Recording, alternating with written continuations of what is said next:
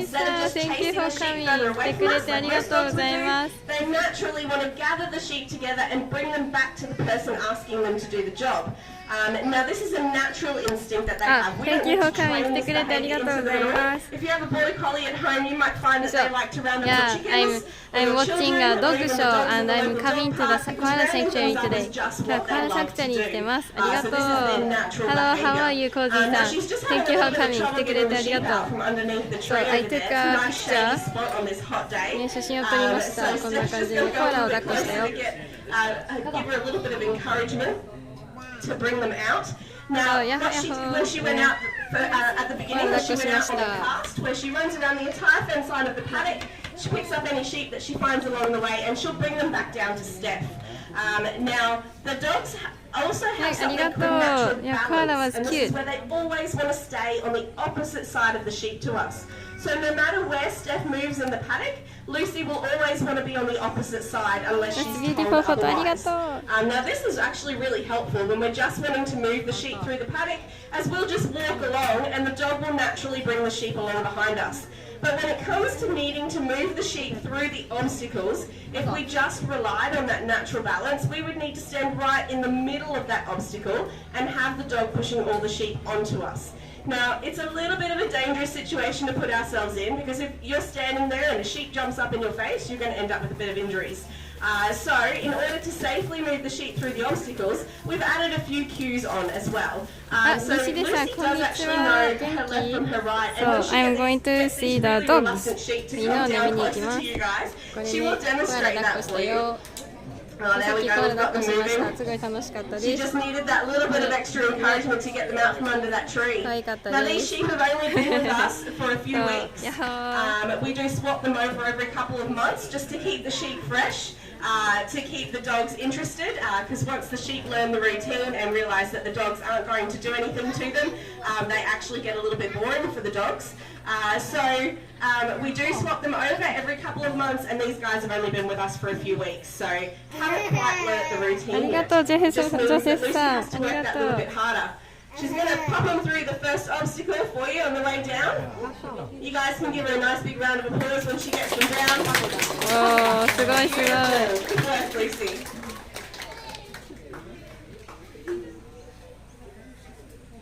かわいいね。Now she's going to bring those sheep down a bit closer to you and show you those directions. As I was saying earlier, we've got those cues for telling her to go in an anti-clockwise direction around the sheep. And then we also have a cue to tell her to go in a clockwise direction around the sheep. So those two cues, plus a couple of other little ones, enable us to safely move the sheep through the obstacles. Now, to put into perspective just how valuable the dogs are to the farmers, the highest selling dog that sold here in Australia sold just a few months ago for $35,000. Now, it's a crazy amount of money to spend on a dog, but if you add up the wages of those 3 to 5 people over a few years, that dog pays itself off pretty quickly, especially if it's a well-trained and well-bred dog, which I'm sure it would have been for that price. Now, the dogs do go through extensive training. Start at about 3 months of age and then start with the basics, so things like sit, stay, and the most important one, which is to come back when we call them. Then we add in a couple of sheep in a smooth, controlled environment just to start to see that natural herding instinct. Now, to get the sheep through, this one's a little bit difficult today because there's a puddle there and sheep don't like to get their feet wet, but you can give them a nice big round of applause, guys, for getting them through that one. They are being very stubborn sheep today. Lucy's having to work extra hard to get them to move. Now, once we see that they have that natural herding instinct, we'll add on the cues for left and right, as well as those couple of others that we need. And then by the time they're about 2 to 3 years of age, they've matured enough to do the job that we're asking of them out here in the paddock. On my last dog, I thought there was a lot. 35,000 is huge money. Yeah, already a lot. 35,000 is so much. That's because the dogs answer to a set of verbal cues, but also a set of hand signals and our body language. Oh, let's see if she can get them all through. Beautiful. Give her another round of applause, guys. So where Steph places her body in relation to the obstacle tells Lucy where she wants the sheep to go. So I did say that the dogs are extremely intelligent, and that just proves it.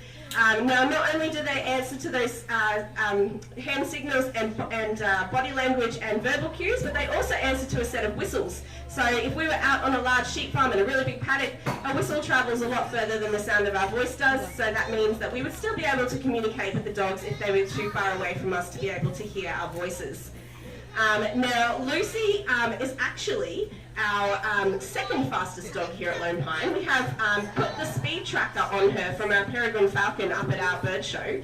And we've actually clocked Lucy at 65 kilometres an hour as she runs out on that initial cast.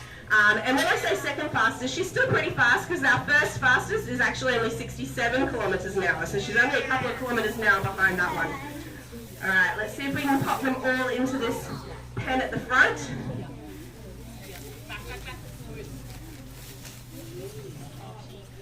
Beautiful. You can. Oh, no. One sheep was just about to prove me wrong. Let's see if we can get that last one in.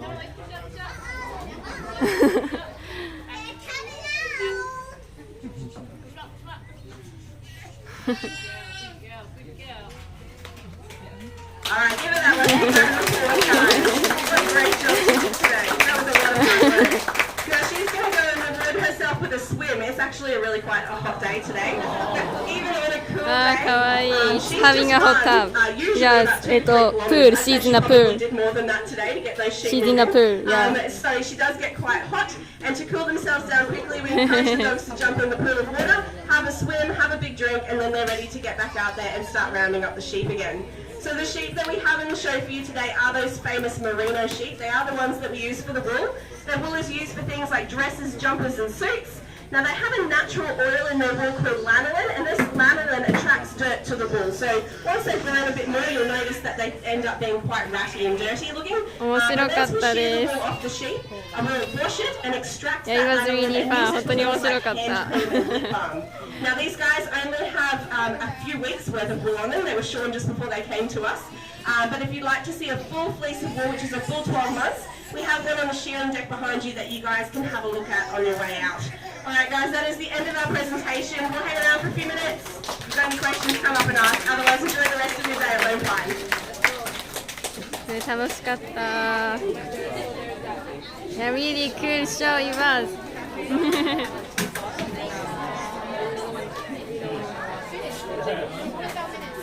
楽しかった。ファンね、すごい楽しかったです。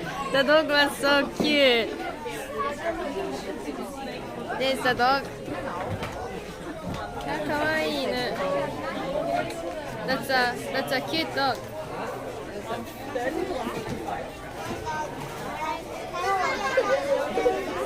すごいかわいい。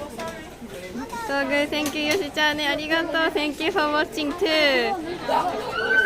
ね、音とか映像がずれてる。あ、そうそう、直し方がわかんないんだ。I don't know. Refresh the page to sync audio. あ、does it fix that? いやー、本当にね、楽しかったです。It was really fun and the dog is so cute. Alex, gentle, gentle. Alex, don't push it.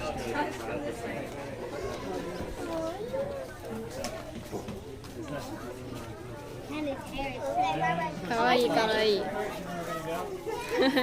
So cute.